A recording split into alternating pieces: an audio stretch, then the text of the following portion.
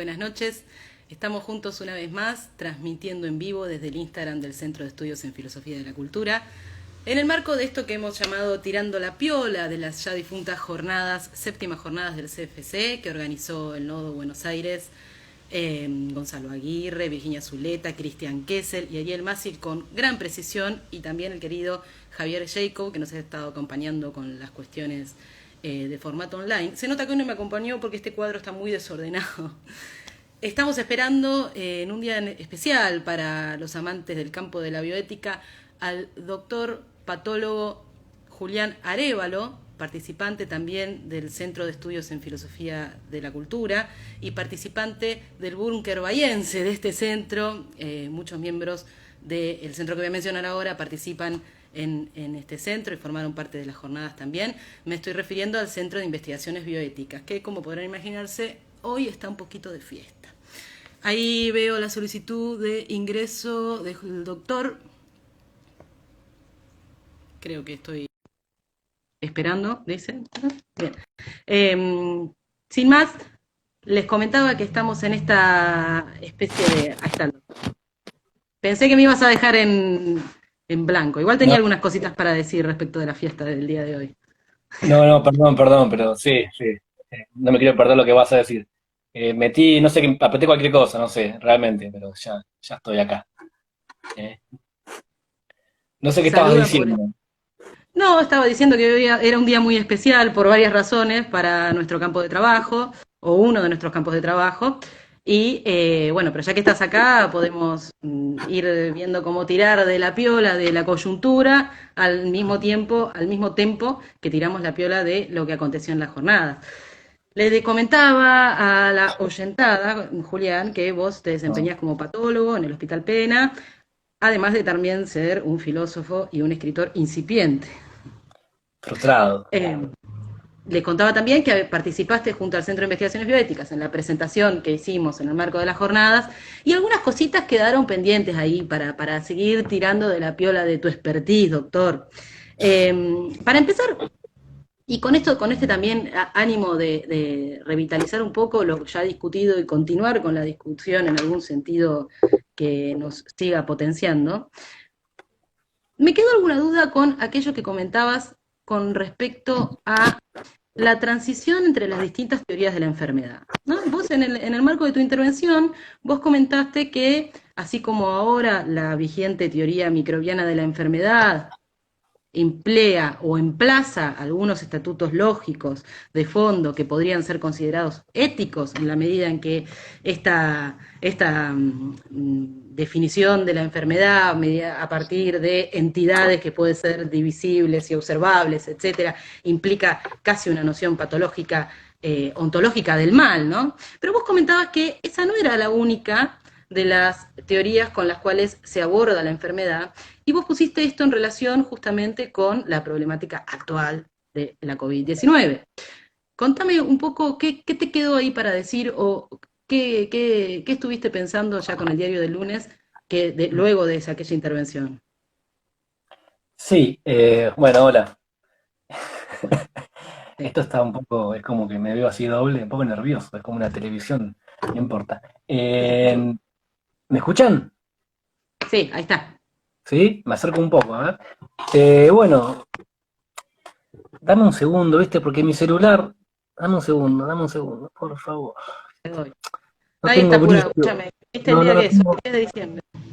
no tengo brillo en la pantalla, entonces no sé cómo ponerlo, pero bueno, a ver, a ver. Perdón.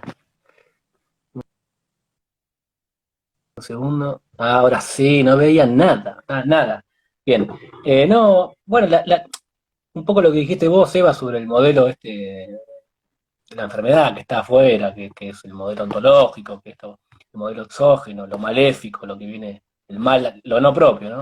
Bueno, en su momento, antes de Pasteur, ¿no?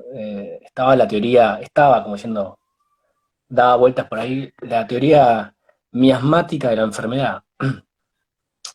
No quiere decir que la teoría miasmática de la enfermedad sea una verdad, pero tampoco, si no es una verdad la teoría miasmática, que ahora voy a explicar cómo era, tampoco quiere decir que sea una verdad la teoría microbiana de la enfermedad. Eh, la teoría miasmática en su momento, estamos hablando de hace siglos, se creía que las enfermedades emanaban de los miasmas, digamos, de secreciones o putrefacciones emitidas por los cuerpos enfermos en vida o los cuerpos cadavéricos. Hasta que vino Pasteur y quedó esa teoría refutada por la vigente teoría de la microbiana de la enfermedad. Pero a mí me llama la atención que, a mí, a varios, ¿no? Que justo esto con lo del COVID, la COVID, ¿no? El premio Nobel de Medicina, que es Luc Montagnier, francés, que fue el que descubrió, ¿no? El virus del HIV, descubrió, digamos, el Ujú. virus causante del SIDA, desde el modelo ontológico. Me llama la atención que Luc Montagnier, expulsado de Francia por comenzar a trabajar en la medicina homeopática, y actualmente trabajando en China, haya hecho unos trabajos sobre, sobre HIV y otros virus más que ahora no recuerdo cuáles son, que hablan de física cuántica. Yo física cuántica no entiendo nada, pero lo poco que entendí de esos trabajos es que in vitro, condiciones in vitro, o sea, en laboratorio, el ADN, no el ARN como el COVID, pero bueno, el ADN de ciertos virus, como por ejemplo el VIH, podría teletransportarse, parece que esto parece como que estamos fumando faso, pero no, teletransportarse mediante ondas electromagnéticas en el agua. Entonces, lo dijo Luc Montagnier en el año 2011, creo. Ahora no sé qué estará diciendo Luc Montagnier con respecto a la COVID. Sí dijo creo que en marzo, por ahí, que, que era un virus medianamente artificial. Mitad, mitad de verdad, dijo Luc Montagnier. Bueno, eh, esos personajes tienen derecho a decir lo que quieran. Pero ese trabajo de Luc Montagnier en el 2011 me hizo recordar para pensar simplemente en la teoría miasmática de la enfermedad. Y hoy no sabemos, como no sabemos, sabemos que se contagia por las gotas, ¿no? Respiratoria. Pero ¿cuántas personas se han enfermado de COVID y han dicho, pero yo me cuidé? Entonces, me pregunto a modo para reflexionar sobre lo viejo, ¿no? Lo obsoleto. ¿No será que la teoría miasmática de la enfermedad, que se la considera obsoleta, tal vez todavía siga vigente? Eso es una punta de que estoy por ahí pensando, pero como patólogo no puedo hacer nada, porque los patólogos nos dedicamos al cáncer y a cadáveres, así que no. Sí, Eso fue un igual poco. se me ocurren varias cosas en relación a esto que decís, porque bueno, yendo un poquito para atrás, esto que decís, no sé si esa será la teoría que necesitaría ser revitalizada, pero esta noción de umbral o de salto o de masa crítica que pareciera que vos escribías en un texto que, bueno, spoiler alert, yo leí y ustedes que están escuchando no, pareciera que invita, no sé si a esa teoría misma, pero invita a pensar al menos la realidad de la propagación, la realidad del cambio, la realidad de la vida, con más énfasis en estos mecanismos de transformación que en los resultados de estos mecanismos. ¿Qué quiero decir? Esta idea anátomo-fisiológica de que la constitución de un órgano y la constitución de la operación de la salud en relación al funcionamiento saludable de un órgano, es decir, definimos salud en la medida que definimos un órgano, ¿no? A ver si me corregí si me equivoco, y Sí, fisiológicamente pensamos el funcionamiento o la operación que realiza ese órgano en relación a esa definición. Pareciera que estamos sí. como entrampados eh, en una especie de petición de principio de orígenes y funciones que no me voy a meter con la ciencia médica en sí misma, pero que pareciera que ante cuestiones como la COVID u otras cuestiones como la que se discuten hoy, después si tenemos un ratito me explayaría en esto, saltan como problemáticas, ¿no?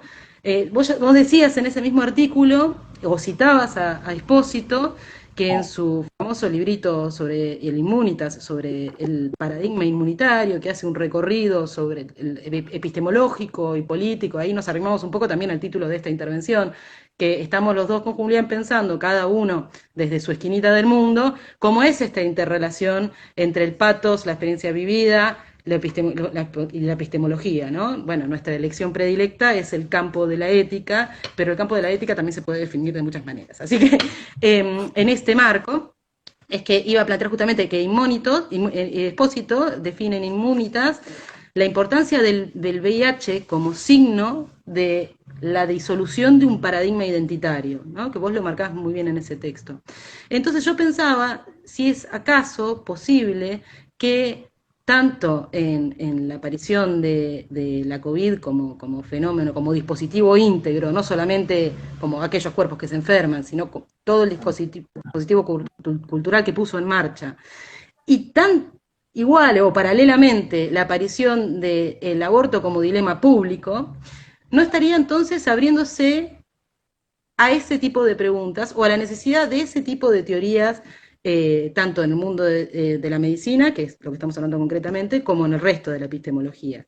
Teorías que tengan la capacidad de orientarse en función de las transformaciones dadas en los sistemas y no tanto de los resultados de esas transformaciones. No sé cómo lo ves. Sí, bueno, me encanta escucharte, es una cosa de loco. Vos podés hablar vos sola y tiene que ser No, que después Cristina. Hernán dice que hago monólogo, por favor. Mi vieja dijo, no, esa chica, ¿cómo habla? Dijo mi vieja, no tiene Instagram, no la puede escuchar ahora, pero ¿qué vas a estar con esa chica que habla así también? Sí, sí, sí, le digo, pum, mentira. Bueno, bueno, tocaste el tema del aborto. Ya te dije, yo arriba, Julián. Sí, sí, vos arriba, yo abajo, está perfecto, sí, sí, mejor, siempre mejor así. La mujer es arriba. Bueno, justo tocaste el tema del aborto y bueno, el título no sé, estoy pensando en el aire, ¿no? Pero el título que pusimos en el flyer, ¿no? Fue anterior, no tenía nada que ver con el aborto, es sobre inmunidad, ¿no? Sobre lo propio y lo no propio, sobre el mundo de las ideas, el mundo del recuerdo, la perfección y el mundo de las proteínas. Pero justo coincide con el día tan importante de hoy, líquido amniótico, es como, wow, ¿viste? Yo no me había dado cuenta Wow, hasta que me qué lo dijiste, bárbaro. digo, es verdad. Bueno, entonces digo, bueno, a ver, quien nos conoce no hace falta que diga, che, Eva o Julián, no, que son pro vida. Nada, o sea, me chupa un huevo, o sea, ¿no? O sea, que piensen lo que quieran. Pero después dije, bueno, las redes virtuales, me estoy corriendo de tu pregunta, pero ya voy a llegar, ¿eh? La curva es muy larga. Si Eh, no, pero hay tiempo. Está bien, entonces, ¿qué te iba a decir? Bueno, dije, bueno, ¿cómo hago por las redes sociales? ¿Viste cómo son, no? A ver, nada, no tengo seguidores, nada, no entiendo nada, es mi primer Instagram, pero bueno, me puse un mensajito en la foto de perfil que no se ve seguramente, pero bueno, como para decir, esta es la posición, que dice que, claro, la posición es la siguiente: quien controla el destino, y yo ahí cambié la frase, ¿no? Quien controla el destino, la frase verdadera es, del feto, controla el destino de la mujer. Entonces, yo cambié un poco y pongo, quien controla el destino de un grupito de células embrionarias y un conjunto de tejidos fetales, controla el destino de la mujer. Bueno, en fin, como diciendo, quienes se concentran y priorizan el feto están destinando a la otra persona. Bien, a lo que voy con el tema del aborto y el VIH y la COVID es bastante parecido. Por ejemplo, yo no tengo autoridad, creo, para hablar, bueno, ahora que lo pienso por ahí sí, ¿no? Desde la bioética como que no, sí, del aborto, todo lo contrario, sí tenemos autoridad del aborto. Y yo el aborto lo enfoco al revés. Por ejemplo, el problema creo del aborto es la dicotomía de lenguaje entre embarazo y embarazo no deseado. Pero, pero no porque el no deseado, es no deseado, no querido, no programado, no planificado, no, estas son todas boludeces, o sea, no planificado, no querido, no. La existencia de la palabra embarazo no deseado. A ver, esto es un vivo, esto es una opinión, estoy pensando en el aire, ¿no? Me voy a No echar, pasa nada. escrachado, Julián, Arévalo ahí, no importa, lo que voy es lo siguiente. El embarazo, o sea, casi que por definición y por fisiología, por normalidad, va a ir a un aborto. O sea que yo no llamaría nunca embarazo no deseado. Yo diría, embarazo, aquel embarazo que va a ir al aborto, sea cual sea la causa, legal, involuntaria, voluntaria o fisiológica, y embarazo deseado. O sea, lo normal, digo lo normal en términos epistemológicos, no digo lo normal, es el aborto. ¿Por qué? Porque es un cuerpo extraño para la mujer o para eh, la persona trans, pibe trans, no sé cómo se dice. Entonces, es un cuerpo extraño, digamos, es lo no propio. Entonces, naturalmente se tendría que expulsar. Por eso, en patología, yo, por ejemplo, personalmente, el material, cuando decimos material, como diciendo, la muestra que más vemos son abortos, que los llamamos restos ovulares. Y estos restos ovulares tienen también una anécdota que una vez investigando sobre un trabajo de aborto que todavía no pude hacer, no sé por qué los abortos son masculinos más que nada y no femeninos, eso no, de órgano genital externo, no de sexo, de órgano genital externo son más frecuentes masculinos que femeninos. Bueno, ese es el trabajo que siempre quise hacer y nunca lo hice. Investigando eso me metí en un foro, ¿no? de mujeres que tuvieron aborto, y una de las mujeres decía, llaman a mi bebé un conjunto de restos, un conjunto de tejidos ovulares. Es mi bebé. O sea, digamos, cuántas cosas aparecen en el mundo de la información. Y bueno, volviendo al tema, yo dividiría entre embarazo, que es el embarazo que va a ir al aborto, y el embarazo deseado. Partiría desde ese cambio Sí, de terminología. Un justamente poco a eso Perdón, no, no, continúa. nada, no, Ah, no, vos no, estás tomando punto aparte, vino, yo punto aparte. no, estoy sola. Acabo de pisar con la silla a mi cachorrito bebé recién nuevo, deseado. Bueno, no, iba, iba justamente a que más allá de la COVID, que ya lo discutimos un poco en la intervención anterior, me parece que el dilema del aborto permite, de la interrupción voluntaria del embarazo, ¿no es cierto? Permite justamente abrir el campo del matiz al cual nos estamos negando cada vez que supeditamos una acción a un fin, ya sea moral, dado por un deber universal, o a un fin utilitario, dado por alguna cuestión cuantitativa que se anteceda al acto, ¿no? ¿Qué quiero decir con esto? Que si es tan difícil si se quiso encontrar una respuesta al dilema de a partir de qué punto de la gestación pasamos del resto material ovúlico o del Vocabular. feto a una vida. Se quiso subsanar el dilema moral situando epistemológicamente en qué punto un bebé, un feto es un bebé, una persona, buena vida, ¿no? Entonces, que se han encontrado con que la técnica no puede responder a eso, o la tecnociencia no puede responder a eso, porque para un neurólogo el bebé va a empezar cuando que empiecen los impulsos eléctricos y para qué sé yo, para un patólogo no, se reproduce. Nunca. Entonces, bueno, digamos, lo que se descubre es la naturaleza del gradiente en los procesos vitales y la naturaleza justamente de la relación entre lo propio y lo extraño, que es lo que vos estás planteando. ¿Qué quiero decir con esto? No podemos con las respuestas usuales, tanto de los marcos epistemológicos que buscan en un origen la justificación de un funcionamiento, en este caso el origen de la vida podría ser, ni tampoco con las respuestas morales usuales podemos buscar en deberes universales, porque nos damos cuenta que no todas las mujeres tienen la misma situación, etcétera, pero tampoco en fines utilitarios. Entonces, pareciera que esta encerrona nos permite que se devele esta juego entre umbrales, traspasos y gradientes que es la vida en su constitución o en su devenir y que solemos tratarlo desde ámbitos culturales de otra manera. O sea, solemos enseguida pegar la norma moral encima de los acontecimientos vitales y no es que uno reaccione contra eso o se queje de eso porque quiere hablar, no sé, que no le interesa la vida, sino justamente porque son mecanismos ineficaces para llegar incluso a buen puerto al propio deseo de la praxis. Entonces, esto que marcas entre lo normal es el aborto. Quiere decir, Normal, entre comillas, ¿no? Claro, no es algo que a primera vista podría ser que es polémico, que va en contra de los valores de la vida, sino que al revés, revitaliza y recoloca el deseo de maternar en una situación contingente. Y si ahí, desde ese punto de vista, decidimos que la maternidad tiene que ser deseada, entonces lo que estamos diciendo es que no sometamos a la maternidad a la burocracia de la moral, a la burocracia de valores que no sirven para nada y no hacen pie en ningún lado, y a la burocracia de los dispositivos punitivistas con los cuales nos manejamos. Así que me parece que por ese lado iba mi pregunta, y ahí es donde veo que, y aprovecho para decir mi opinión porque estoy encendida. Sí, hoy es Ahí el es donde, día. claro, ahí es donde veo que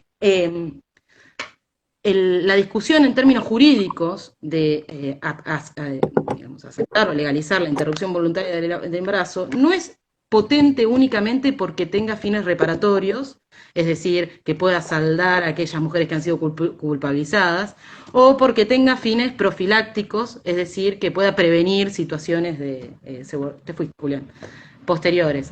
Digamos, los fines reparatorios y profilácticos son importantes, pero más importante es la posibilidad de que el movimiento que brega por la interrupción voluntaria del embarazo no es un movimiento homogéneo, es por supuesto heterogéneo, pero logra tratar de llevar adelante la afirmación de un derecho sin caer en los mecanismos del juicio. Es decir, en el abrazo por el aborto involuntario del embarazo aparece la que quiere maternar, la que no, el que es una persona gestante trans, el que no sé qué, y no hay una intención de legislar sobre la vida o el cuerpo de los otros adjudicando si está bien o está mal abortar, sino hay más bien estoy distraída porque el Julián se le cortó internet, sino que hay más bien una especie de patos de la distancia, ¿no? Recuperando un poco lo que decían Laureano y Gonzalo con respecto a la charla, en la charla anterior. Ahí me manda la solicitud, vuelve Julián.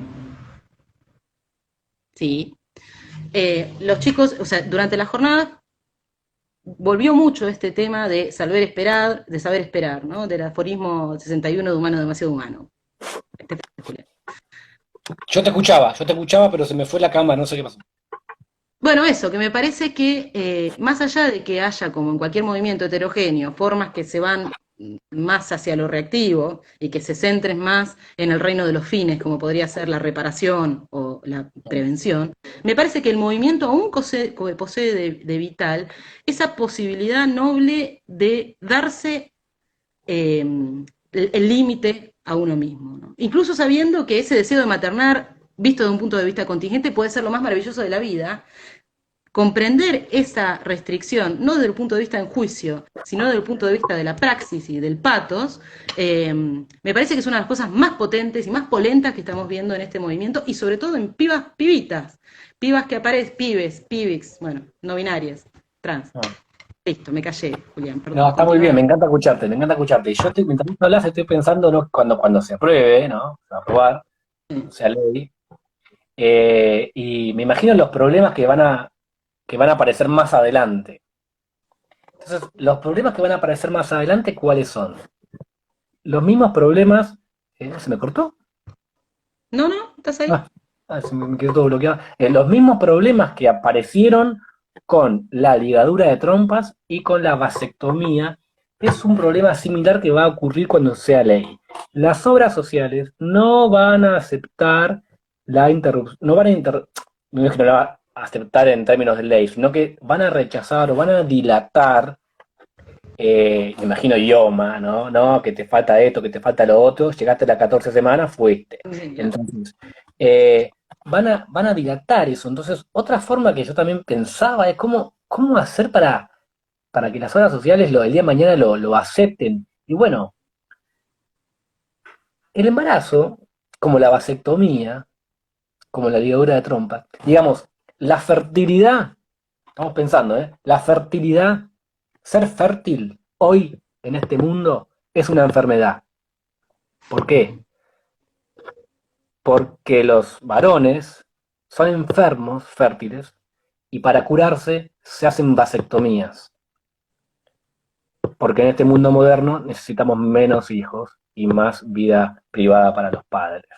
Las mujeres se hacen ligadura de trompas, las fértiles. son enfermas, se hacen ligadura de trompas. Bueno, la única manera para que las barras sociales reconozcan la IDE es diciendo que el embarazo es una enfermedad. Y ahí volvemos a lo que planteaba antes. Como el embarazo es una enfermedad, la obra social lo tiene que utilizar. Porque vivimos en el mundo de la dicotomía de la enfermedad. Esto es normal, esto es anormal. Nada, nos recontra fuimos, perdón, pero mientras hablabas me No, imaginaba el día de mañana. está bueno eso que decís porque tensiona con lo que estaba diciendo inmediatamente antes, porque en algún punto también pasó lo mismo con lo que se llamó en el ámbito de la patología, no, de la enfermedad, como disforia de género, que vos para hacer tu transición tenías que declararte enfermo, digamos. Y ahí hay en juego varias cosas, no solo una noción de enfermedad paupérrima, sino que una noción de cura, de salud Claro, paupérrima. Porque la salud, en este caso, entonces no sería o en el caso, digamos, enfermo, sería vista como una restitución a una inocencia biológica, ¿no? Como una restitución o una reparación, y no como la incorporación o la capacidad, la recuperación de la flexibilidad de la vida, de darse normas a sí misma y de normativizar su medio. No sé si me pongo muy técnica con esto, pero el, el, esa importancia que te decía hace un rato de pensar la mediación, los gradientes, los cambios de umbrales, cuando te metes en fino, empieza a saltar por estos lados. claro. Bueno, ¿qué implica entonces darle importancia a eso? Implica cosas concretas. Bueno, que cuando hablamos de cura, no estamos hablando de esto y esto, pero estamos hablando de esto, y cuando estamos hablando de enfermedad. Entonces, si bien es cierto, como decía recién, que veo toda esa potencia en el movimiento, también está todo lo otro, que no es exclusivamente propio del movimiento, que digamos, hay un oscurantismo y, y una tendencia a la individualización, que ya la planteamos durante toda la jornada, que abarcan digamos, todas las relaciones o los universos culturales, no sé cómo decirlo. Eh, también puede ser rápidamente molarizada, digamos, esta potencia, pero no es Ah, tan fácil porque la vida o la noción de vida es muy cara a nuestra cartografía axiológica, digamos, a nuestra caricatura del mundo. Es muy cara, no es tan fácil acomodar rápidamente en esquemas viejos preguntas como esta. Lo mismo que la pregunta por la interrupción, el suicidio, por la eutanasia, digamos, ¿no? La pregunta, todas esas preguntas que son cuestiones que nos tenemos que dar como sociedad y que no pueden ser rápidamente molarizadas. ah. Sí, mientras hablabas pensaba, ¿no? Un poco en lo que dije recién, como que, bueno, fue un pensamiento en el aire, ¿no? Porque también la lucha es por la decisión de la mujer, o sea, ¿no? El cuerpo es de ella, o sea, y si vos, yo me imagino las horas sociales diciendo, bueno, que sea una enfermedad, de esa manera estás volviendo, digamos, al modelo ¿no? De que tiene que haber una enfermedad, ¿no? Sí. Bueno, recontra fuimos, pero no sé dónde venía esto, HIV, COVID, Sí, ya, pero ya. fíjate esto, que si como HIV, que si el paradigma inmunitario fue dinamitado o por la aparición del HIV, porque justamente rompía con esa distinción de lo propio y lo extraño, esto lo puedes explicar vos igual, esto Sí, de que el sistema inmunológico se ataca a sí mismo, qué sé yo. Entonces, este dispositivo que se monta en torno a un valor tan caro como la vida, eh, ¿está dinamitando algo o no? Yo pienso que ya, mira, hoy pensaba esto y te la tiro una hipótesis y si querés escribimos algo. No, pues, dale. así como el dispositivo inmunitario desenmascaró la idea de que el mal puede ser una fuera ontológico, ¿no? Mm, Que el sí, mal es algo concreto que puedo delimitar y ya ahí sea está, ahí está el HIV, ahí está, ahí lo veo, sí. claro, que ya sea porque me curo, ya sea porque reparo un equilibrio anterior o porque destierro a la peste, ¿no? Esta cosa, esta metáfora de guerra que usa Espósito. Bueno, para mí el dilema del aborto en distintas partes del mundo, en cómo se van dando las discusiones, lo que hace es desplazar la idea de que el bien puede ser algo ontológicamente dado. O sea, ya no es el mal el que está en Claro, cuestión, es claro, el bien el que ¿entendés? Y sí, eso es lo sí, que te sí, decía antes. Incluso pensando que el procrear es la experiencia más maravillosa de la vida, sí. está en cuestión que sea siempre así. Por eso me parece que este Claro, dispositivo, claro, este debate, que incluye a las radicales, a los antifeministas, incluye a todo el colorario de polarizaciones que se hace en torno a esto, lo que está en el fondo es debatiendo, bueno, concretamente cómo nos orientamos en un mundo en el que el bien no es solamente construido, no es una cosa solamente de la percepción, no es una cosa solamente técnica, no es una cosa ontológica, no es una cosa divina, qué corno es el bien, ¿no? Bueno, eso pensaba hoy.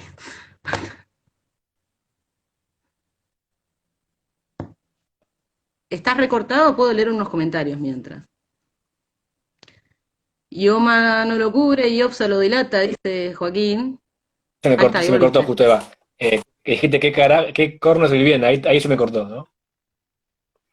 Sí, Eso. ¿qué corno es el bien? No, ¿qué corno es el bien? Bueno, es la pregunta que yo me hago siempre en mi profesión, en la patología, ¿no? O sea, es esa la pregunta. No la quiero spoilear, pero bueno. Hacelo, Ojalá. desarrollalo, que te sale linda esa No tengo, pregunta. no tengo nada, Te la haces muy bien. no tengo nada, pero me quedé pensando en lo del HIV, que me estoy sacando las medias, perdón, esto te lo bueno estar en tu casa, me entré en calor. Eh, Tengo este libro acá que es tremendo, perdón, miren. No veo porque. ¿Qué dice? No veo. No Las veo. mentiras las mentiras de la ciencia.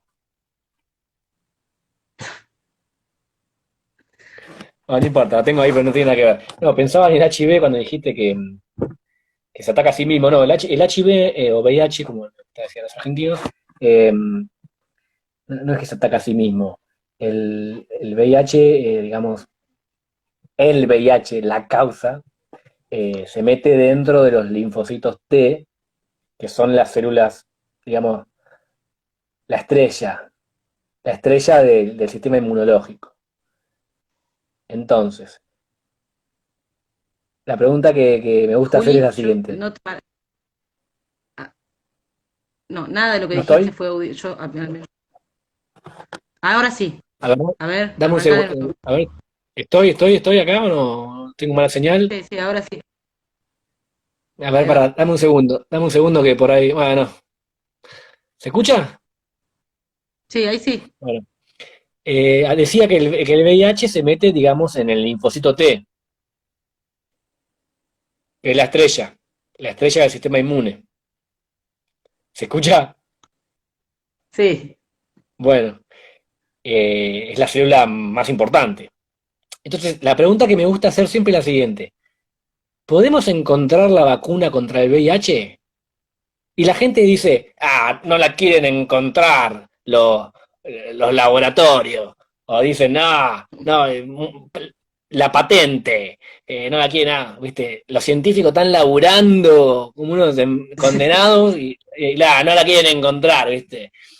Entonces la pregunta sería la siguiente. ¿Se puede? No quiero generalizar, ¿eh? No quiero generalizar, pero bueno, para que, Oh, por si hay algún conocido acá que tiene un padre así, lo que.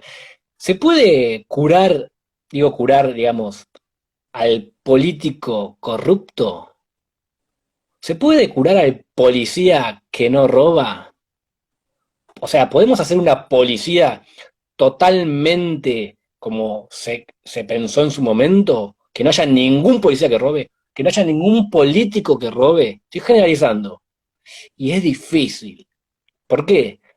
La policía, digo la policía como la estrella que nos cuida. Si la policía, que es la estrella que nos cuida, roba, ¿cómo queremos cambiar a la policía? Es imposible.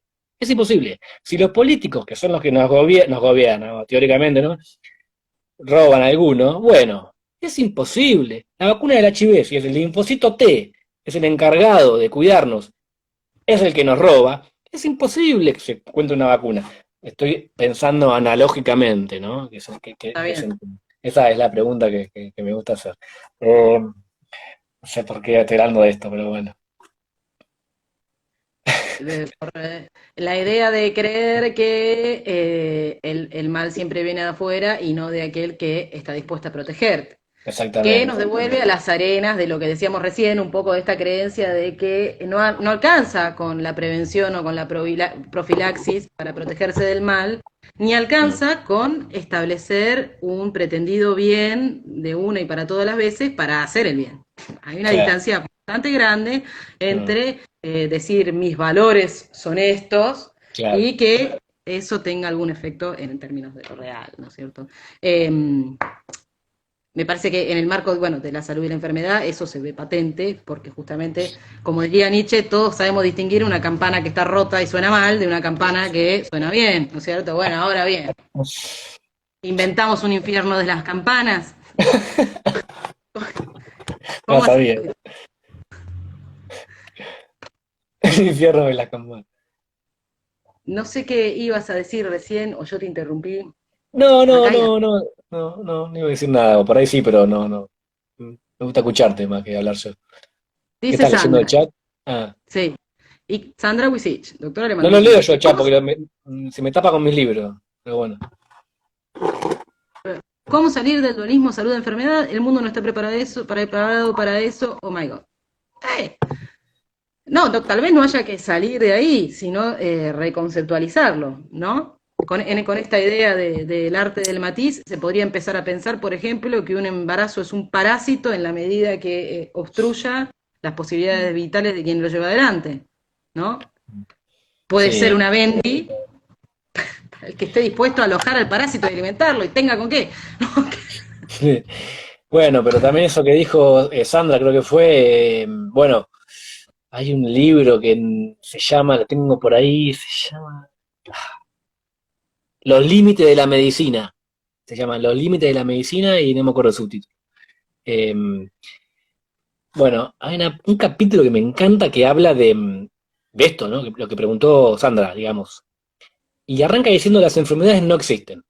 Así, ¿no? Después dice, punto aparte, por supuesto que existen, dice, por supuesto que existen, pero depende el contexto, bueno, ya lo sabemos, y cómo se nombran, ¿no? Y bueno, y habla de una enfermedad que a mí, que cuando la leí, la verdad, me llamó la atención, que es una enfermedad que existía antes y desapareció. No está mala la enfermedad, ¿no? Entonces, la pregunta de Sandra es, ¿cómo salir de esto? Bueno, de esta enfermedad salimos porque no existe más. ¿Cuál es la enfermedad? Reconocida por la Academia Nacional de Medicina de los Estados Unidos y escrita en libros de medicina. La enfermedad se llama drapetomanía.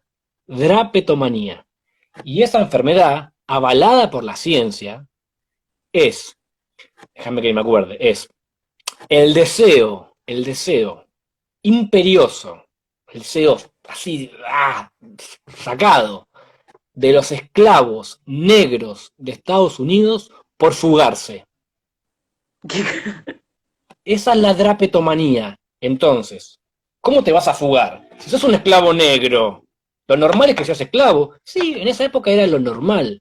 Y se definió que si te escapás, estás enfermo. Y lo metían en el manicomio. O andás a ver qué mierda hacían, no tengo ni idea, peor. Eh, Criaban perros para perseguir, como los perros esos filas Claro, pero- brasileros. entonces, fíjense cómo, ¿no? De acuerdo a la situación, los momentos, de las enfermedades y la salud, que es lo mismo. Para mí la salud y la enfermedad es lo mismo. No hay dicotomía en eso, es mentira. Incluso nosotros, ya empiezo a guitarrear, pero creemos, con esto que voy a decir, es que, a Laureano, perdón, hablo de Laureano porque para mí Laureano es el Correa 20, yo lo llamo el Correa 20, el COVID, fue el que me metió el virus de todo esto, ¿no? Entonces, ¿cómo surgió la charla con Laureano? Todavía me acuerdo, estábamos tomando un helado con mi esposa y Laureano en la heladería, no voy a decir la marca, no importa, un helado muy rico de Bahía, y, y bueno, y estábamos hablando y yo le decía, mirá, es que nosotros nos creemos seres humanos, porque tenemos, qué sé yo, una conciencia, no tengo ni idea, pero en realidad somos un cuerpo atravesado desde la boca hasta el ano y del ano a la boca por aire. O sea, lo externo está adentro, lleno de bacterias. O sea que somos un cuerpo compartido por miles de bacterias y una conciencia, ponele, y por eso nos creemos seres humanos. No somos seres humanos. No sé por qué estoy diciendo esto, siempre me pasa lo mismo, tengo lagunas, pero bueno. Eh, Me dejaste ahí un pie, retomando la charla del otro día del AU y que es un virus que lo llevamos todos, algunos no lo podemos superar. Me acordé que Joaquín me mandó el otro día que te mandé un artículo sobre la autopsia que le hicieron a un auto súper famoso de alta velocidad, que me va a matar Gonzalo, no me acuerdo el nombre. Le hicieron una autopsia a un auto, ¿no? ¿Por qué? Porque el tipo tenía supuestamente un equipo última generación y el auto se estroló contra la valla de la pista, se partió en dos pedazos y realmente como no sabían qué era lo que había pasado porque el suceso había sido anormal, ¿no? Había sido distinto a otros accidentes, se había incendiado, no sé qué porquería había pasado, el tipo salió ileso. Lo que hicieron fue empaquetar el auto, ni siquiera lo trasladaron en avión para que no se delamine, que es una cosa que sucede cuando la fundición o el templado, bueno, no importa. Sí. No, por eso me interesaba comentarlo también, pero la cuestión es que cuando le hacen la autopsia al auto, a todos los circuitos, al circuito eléctrico, Mm. descubren que había determinadas vulnerabilidades, ¿no? Que no eran consideradas como tales porque nunca se habían hecho las pruebas en relación a esas vulnerabilidades. ¿Qué quiero decir? Aparecieron enfermedades nuevas en el auto, ¿entendés? Claro, claro, Enfermedades claro. para decir, que antes no se sabía que el auto existía porque nunca se había sometido a las pruebas que podrían haber encontrado de esa enfermedad. Entonces, la conclusión, que no la cierra en el artículo, pero lo ato con lo que conversaba con Susana Paponi Enrique la otra vuelta, es que también en esa transacción entre qué es lo que es la enfermedad o qué es lo que es lo normal, hay una apuesta de la epistemología, hay una apuesta de la finalidad o de la orientación hacia dónde se quiere llevar algo, pero también hay una negociación con el gasto, con la potencia de aquel auto. ¿Por qué? Porque sí es cierto, tal vez poniéndole las ruedas más pesadas, como decía ahí, o modificando no sé qué circuitos técnicos, ante un accidente de esa singularidad o de esa extrañeza, el auto no se rompería como se rompió, pero tal vez esas modificaciones después ante los pilotos, que lo que quieren es ir más rápido, no sean las más vitalizantes ni las más potencializantes. Entonces pensaba que esto que decís vos, bueno, somos estos cuerpos y adentro hay bacterias que son el exterior y esta interrelación. Bueno, no nos olvidemos que en el vínculo con lo técnico se da también esta mediación y estos gradientes. De hecho, ya que hablábamos de salud reproductiva, hay estudios que se hacen para adivinar de antemano si una enfermedad congénita se va a desarrollar en un feto, y hay veces en que esos estudios son riesgosos y provocan algún tipo de lesión que lo que hace es lo contrario de ayudar a la protección de la gestación del embarazo, sino que lo enferman. Bueno, a lo que iba con esto es a que en esa interrelación entre lo técnico y lo orgánico y lo subjetivo, pongamos, o el ámbito del reino de la ética, se da una negociación en la que la definición de lo normal y lo patológico está todo el tiempo cambiando, pero no siempre por las razones que vitalizan o revitalizan ese cuerpo. Digo, a veces simplemente pueden, como decís vos, mejorar las prestaciones de una obra social o mejorar la calidad de un seguro, pero impactan o empobrecen el despliegue o el desplazamiento del resto de las potencias que estaban o fuerzas que estaban asociadas a a ese dispositivo, a ese cuerpo, lo que sea. No sé si. eh, no solo en el auto, en la pista también, dice Jack. No sé a qué se refiere tampoco. Nosotros en el auto, en la pista también. La Sí. modificación en la pista, claro. Claro, sí, bueno, para eso no corramos. O sea, ¿cuándo ponemos el límite? Esto es lo que iba en realidad. Si vamos a ponernos tan vejiga en anticiparnos a todo lo que puede salir mal, bueno, entonces ¿para qué salimos a la cancha? Claro, ¿Para qué claro, salimos claro. a correr? ¿No? En algún punto el riesgo es parte de esa contingencia y ese riesgo es parte de la ética y es parte de afirmarse. Mm.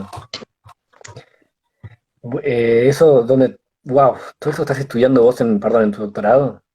Perdón, no, nada que ver, ¿no? Pero, No, eso no estoy estudiando y estoy divagando porque estoy nerviosa, te veo borroso. no, no, pero eh, estoy borroso, parezco Marty McFly.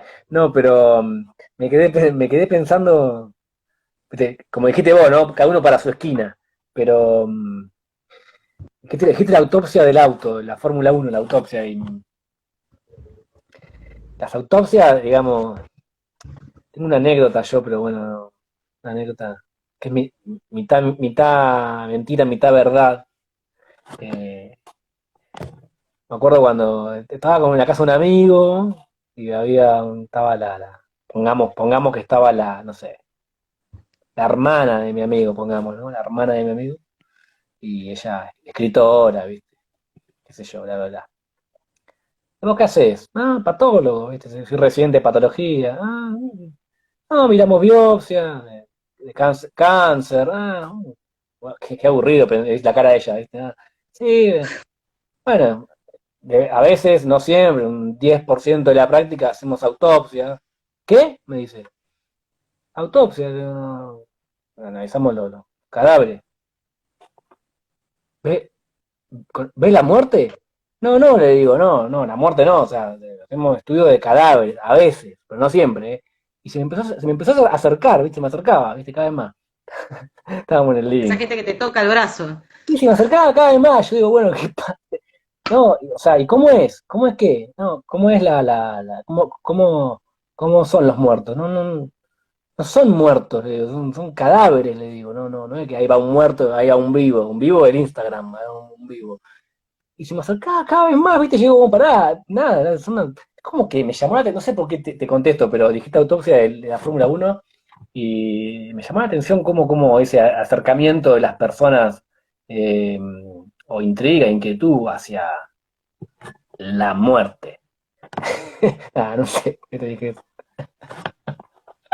Bueno, no, está bien. Si seguimos pensando que el estado normal es la salud y la vida como la entendemos, entonces la muerte aparece como otro de los tabúes, porque no estamos, no podemos, no damos con la manera de, de interiorizar eso como parte de la vida, ¿no? Incluso como condición de lo vital. Esto que decías, vos comentabas, los cadáveres hablan, y bueno, sí, más vale, más vale. Te iba a decir algo ahí y se me escapó también. Bueno, no sé. Ya va a salir, ya va a salir. Me gusta esto del Instagram, ¿eh? El otro día escuché a Gonzalo y a Laureano, primera vez, conecté la compu con HMI, perdón que estoy hablando de esto, no, al televisor, y justo había dado de baja DirecTV, porque no veía nada, era una porquería, no había nada para ver.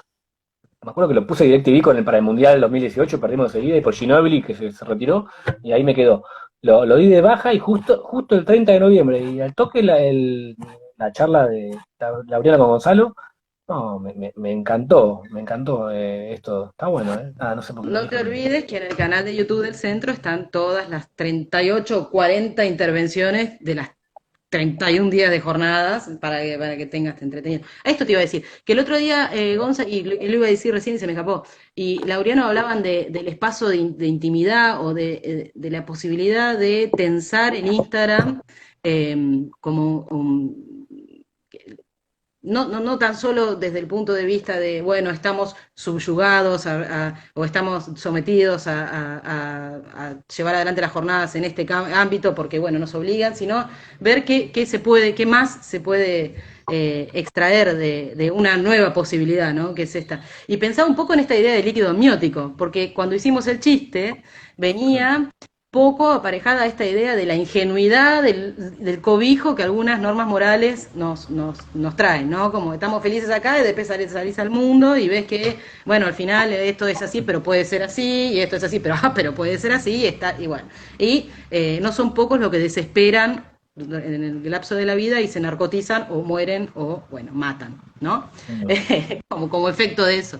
Y pensaba que el Instagram fue como una especie también de, hablando de las jornadas, de líquido amniótico en lo personal. ¿Por qué? Porque en YouTube no tanto, porque en YouTube sí éramos los profesionales que somos. En YouTube sí éramos la docente o el artista sí estábamos como medio a caballo de la labor que sabemos hacer. Pero en cambio en Instagram no estábamos en plan de vacunación, Claro, no claro. estamos hablando de profilaxis, estamos como medio un poco, somos quienes somos, hay fotos de nuestros gatos en Sí, sí. nuestro perfil que no pensábamos que iba a haber nadie relacionado con el trabajo, al menos esa era mi política, mi relación con Instagram, era solo para amigas y danza, y bueno, es como de repente esa interrupción de lo cotidiano en un espacio que parece una fuera, en este líquido amniótico del Instagram, también pone a trabajar la praxis de la profesión de uno, ¿no? Porque esto que decíamos hoy, bueno, los dos, cada uno en su esquinita, nos cayó con este título, esta actividad, el día de hoy, y vos pusiste una foto de perfil, yo me puse una camisita porque está la vida también acá. En cambio, como docente, capaz que hubiéramos dicho, bueno, la discusión del aborto tiene estos argumentos, pasa esto, con también una intención de persuasión, ¿no? Claro. En cambio, acá no hay una persuasión porque no estás trabajando, estás siendo. Bueno, más allá de eso que es una pavada. Me quedaba esa última pregunta para hacerte. ¿Qué tanta relación hay entre la patología y la persuasión? La persuasión, la autopersuasión o la persuasión hacia el otro. La que quieras, la persuasión con respecto a un resultado. Y bueno, bastante, sí, bastante. Eh, ¿Qué pregunta me haces? Pero es porque sé que tenés algo para decir. No, a ver. Uno ve un diagnóstico, ve algo ahí, ve algo, y se emperra con eso. Y cuando te emperras, ya es muy difícil salir.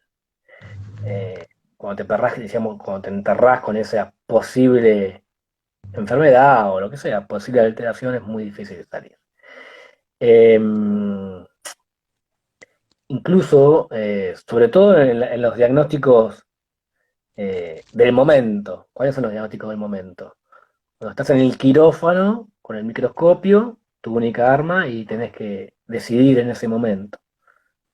Esto es malo o esto es bueno, en ese momento.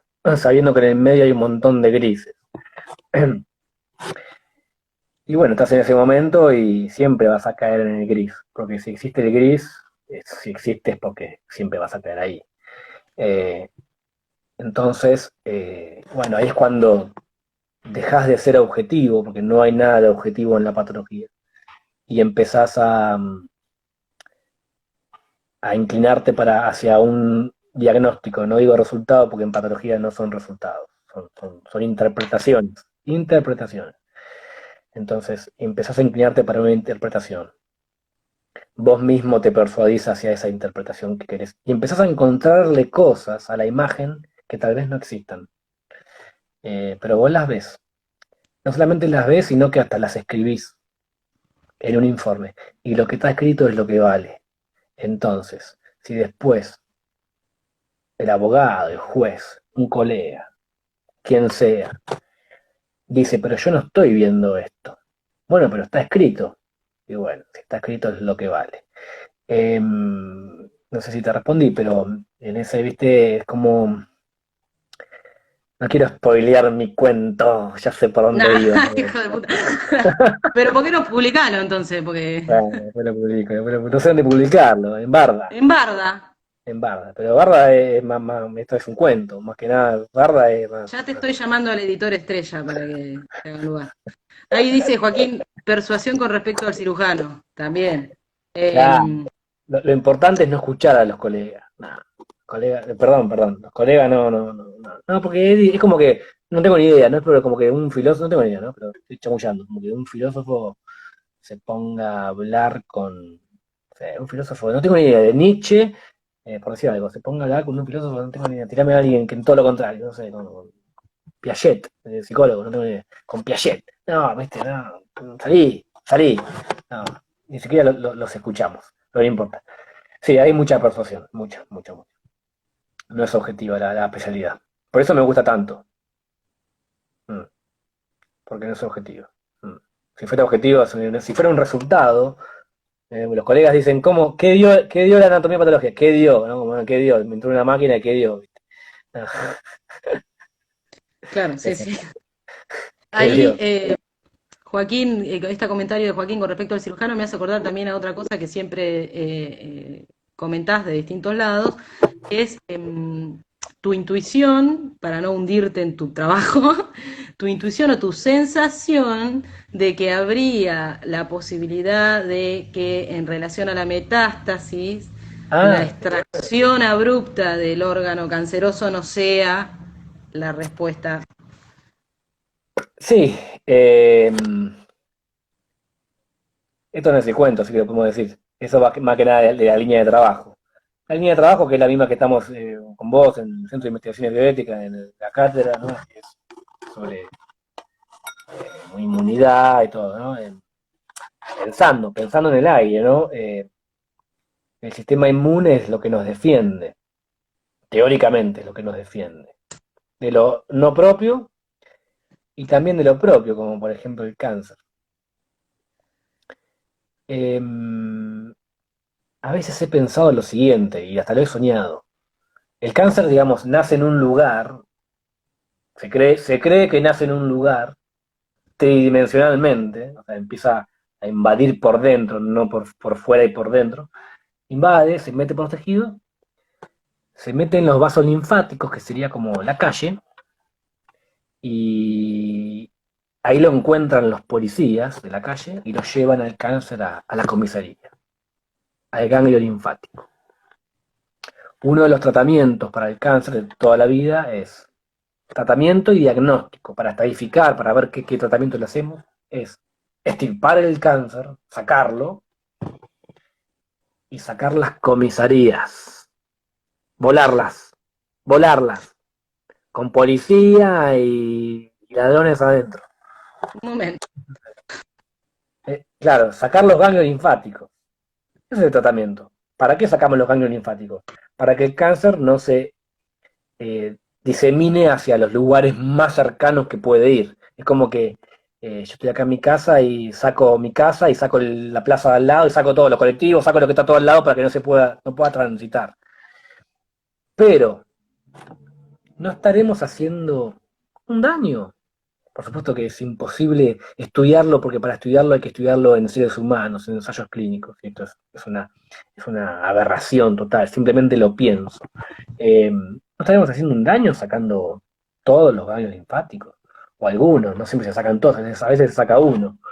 ¿Qué es el ganglio linfático? Como me gusta decirle a los residentes de patología, es el lugar de encuentro, no es el lugar de la batalla, no es el lugar de lucha entre el cáncer y las células propias, teóricamente buenas. Es el lugar de encuentro. Entonces, en ese encuentro que automáticamente sacamos, estirpamos, no estaremos haciendo un daño. Lo estoy pensando, no quiere decir que, esto, ¿no? Estoy pensando. No, no, no, no. Lo aclaro porque viste cómo es esto. Después el patólogo dijo que... No, no, no. No, estamos siempre en el plano de en de el la plano de lógica con la Instagram. cual pensamos. Pero uno podría decir que en el plano de la ética, que es menos polémico, porque a nadie le importa realmente, porque todos decimos que andamos con una ética por la vida, pero lamentablemente no es cierto. Es más bien una mascarada, ¿no? Un caretaje público el que funciona. Bien sabemos que darle una batalla de frente a un considerado mal no es otra cosa que propagarlo, ¿no? Pero es otra cosa que envalentonarlo, pienso. ¿Me sirve a mí censurar a América 24 para que saquen a Canosa que toma la bandina en la tele? La censura va a lograr que la gente de repente tenga una especie de relación con lo que comunica mejor o va a envalentonar, que es lo que sucedió de hecho, a ese grupo periodístico que permite ese tipo de cuestiones. No, evidentemente lo que hay que fortalecer a lo sumo es la mesa de negociación o ese lugar de encuentro. Lo que pasa es que tendemos a pensar que ese lugar de encuentro se fortalece consensuando entre términos iguales o mediante la violencia, la subyugación o la sumisión. Pero seguimos sin dar con mecanismos de interacción que modifiquen los términos de aquellos que se han encontrado. ¿Se entiende?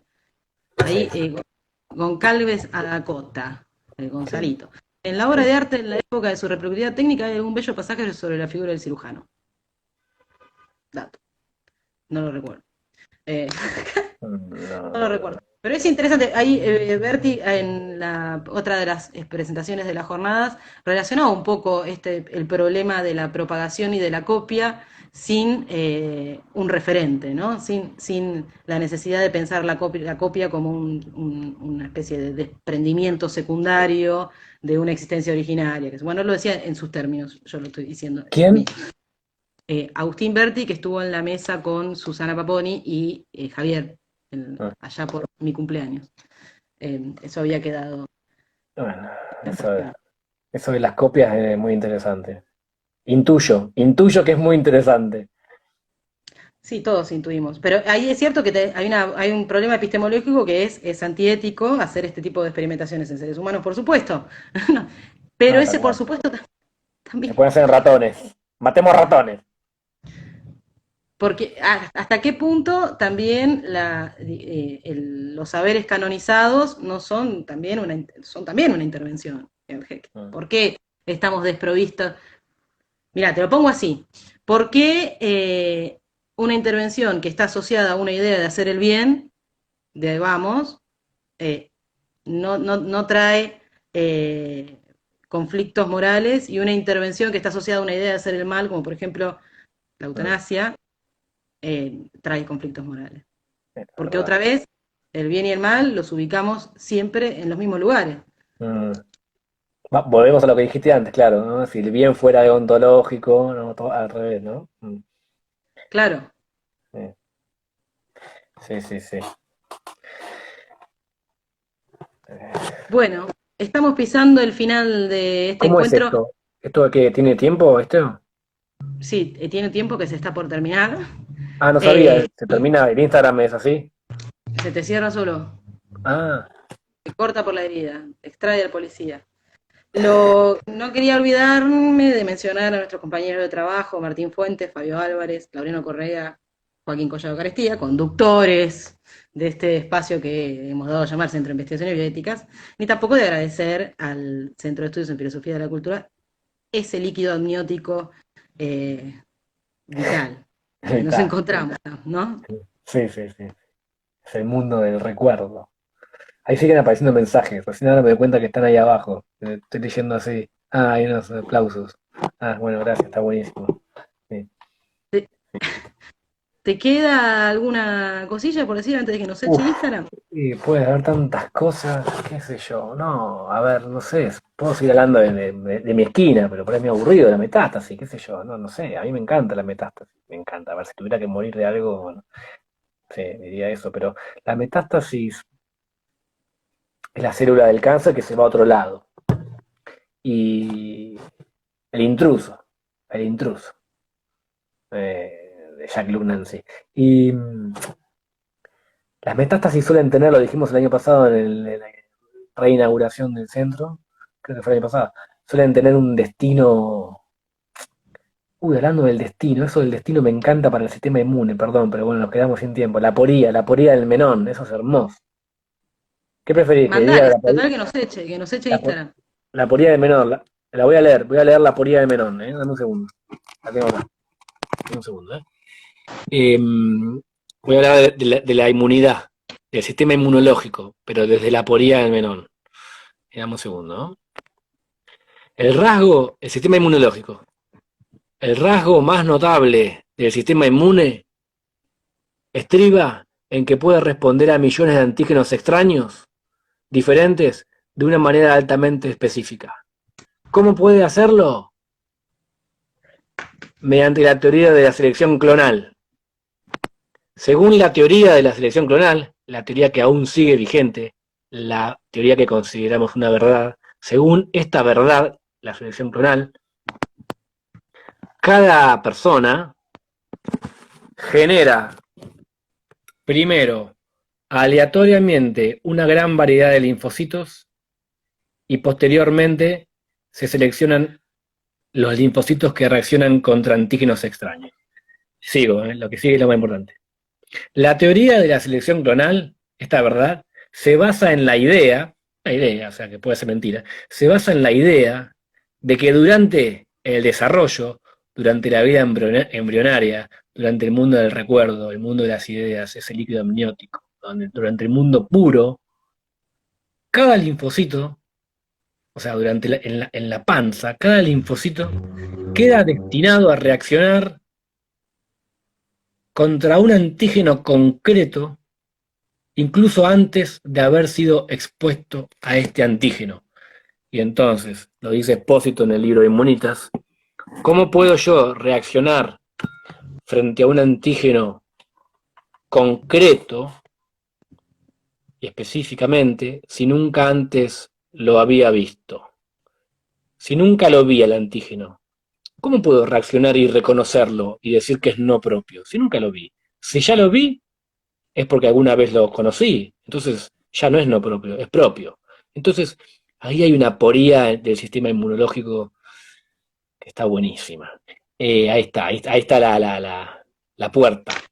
Sí, ayer cuando me comentabas algo así sobre la función de, aparte de que esta estrella del linfocito T es la estrella en la búsqueda o en el desarrollo de las vacunas contra la COVID, nunca lo había visto desde este punto de vista, pero esta función de la memoria, pero de una memoria que no es anamnésica, porque si estamos de acuerdo en que esta aporía en la teoría de la selección clonal depende de una forma de considerar un estado ideal de las cosas que estaría inscrito en un destino, y bueno, que son todas argumentos discutibles, ¿no? Teórico, sí. Se me ocurrió pensar que entonces esos linfocitos T son los técnicos, son los tipos que en la mímesis, en la repetición de un comportamiento, almacenan, ¿no? Condensan ese instinto, y que no necesariamente necesitan haber conocido antes esa diversidad contra la cual se van a enfrentar, sino que lo que conocen es la capacidad de enfrentarse a diversidades. No sé, es como tautológico y parece Kant diciendo la facultad de la virtud domitiva, viste que Nietzsche se ríe de que definen la virtud del opio porque hace dormir. Entonces, claro. Pero pareciera... Seguí con eso que es muy interesante. No, que tal vez esta idea que te decía hace un rato, sin mencionar a esta idea de lo organológico en Stigler, esta idea de que la mediación entre lo técnico y lo orgánico es anterior a la formación por ejemplo, del neocortes o de los estados ideales o de la conceptualización, etcétera, y de que cada estadio de la epistemología en realidad en algún punto es efecto y causa de un estado de cosas técnico, ¿no? Sí. También valdría entonces, ese reconocimiento de la importancia de la interconexión en nuestras mediaciones técnicas nos devuelve una mirada sobre nosotros mismos que podría atender aporías como la que acabas de mencionar. ¿Me explico? Sí, o sea que sí. No hay un onanismo de la filosofía de la técnica cuando dice, che, vamos a tratar de revitalizar el estatuto de los sujetos técnicos. No es solamente para decir, bueno, otra vez, como lo del aborto, no es solo reparatorio, que es importante, y no es solo profiláctico, que también es importante. Hay una posibilidad de reformular, renovar, reenaltecer aquellas interrelaciones entre lo técnico y lo ético, aún en el seno del propio funcionamiento del orgánico. No sé si... Todo con pinzas, querido. Todavía no escribí mi final. Tremendo. O sea, estoy analizando cosas, viste, que decís y un poco no tengo ni idea, pero a Maineri también, ¿no? Y todo eso de las prótesis y todo eso que alguna vez leímos y claro, como que habría una memoria, decimos como una memoria de lo técnico que no necesita de como un soporte. No, un soporte. Sí. Por ahí. Como un estroma. Lo llevo a mi esquina porque me siento más cómodo. Claro, como un tejido de sostén que tiene memoria, un armazón, un soporte. Wow, qué interesante, ¿eh? Sí, bueno, no, nos metimos en una... No, me suena medio simondoniano, aunque no tengo ni idea de Simondón. Y bueno, Ya el virus... El virus primitivo, ¿no? Viste, no, ya ahí se complica. Ahí dice Susana, ahora me recopió con los chats, es como que lo puedo leer. Esto tiene que seguir toda la noche. Estaría buenísimo, me encantaría. Sí, seguí la voz, Paponi. Bueno, esa fue la aponía claro, del Menón y del sistema inmune que, como decís vos, tiene memoria y un destino y eh, no tengo más. Sí, ya Pero se me que acabaron mis la palabras. pregunta, por eso, la pregunta sigue siendo ¿qué es esa memoria? ¿No? Porque como Hernán decía también en otra de las intervenciones, ¿qué es, sí, bueno, dijimos así medio, bueno, memoria es metabolizar, sí, convertir, bueno, pero ¿y qué es metabolizar? ¿Y qué si hay cosas con las que uno no quiere transaccionar, con las que uno no quiere convertirla en un producto mejor, con las que uno quiere quedarse con eso? ¿No? En ese sentido se me plantean por un montón de razones la pregunta de entonces, ¿qué es la memoria? Sí, uno no quiere que la memoria sea la canonización de un comportamiento, lo cual nos dejaría endebles ante la aparición de un virus nuevo, por ejemplo. Ah, Pero tampoco la memoria puede ser simplemente asimilarse a todo, casi a la manera de una disolución de esa interioridad también, ¿no? Así también se hace un poco esa pregunta, como, bueno, ¿cómo, cómo hago para no pensarme como un yo mismo igual a través del tiempo, pero a la vez para no disolverme en esta multiplicidad de operaciones que soy, ¿no? Y vos decías lo de Mainetti, lo de su discusión con la profilaxis y qué sé yo. De Mainetti, en ese apartado que señala la cuestión de los termómetros y cómo la aparición del termómetro en la fábula de Nock, ¿te acordás?